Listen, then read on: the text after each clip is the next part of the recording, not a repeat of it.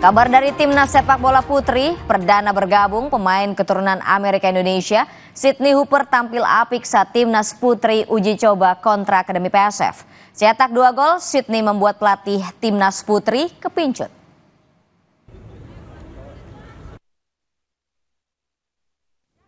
Satu lagi pemain diaspora bergabung di pemusatan latihan timnas sepak bola putri Indonesia.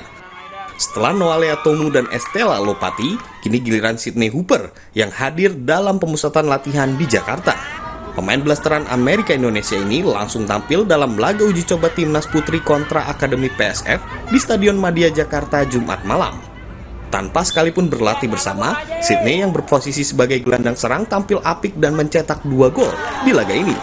Pemain 17 tahun ini pun langsung membuat pelatih Satoru Mochizuki kepincut. Sydney kemungkinan akan diikutsertakan dalam tim yang akan melakoni 2 uji coba internasional kontra Hong Kong pada 11 dan 14 Juli. 初めて見て、初めて出た選手が2点取るというのはすごく期待を感じました。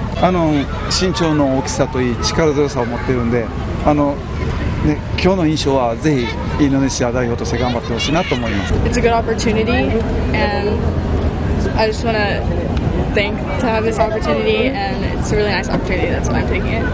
I don't know a whole lot about it. I kind of just got introduced to it. So. Sydney sebelumnya bermain untuk klub Tulsa dalam kompetisi pelajar. Musim depan Sydney akan bergabung dengan Universitas Dallas Baptist guna berkompetisi di NCAA Divisi 2 Amerika. Angga Nuriski, Kompas TV, Jakarta.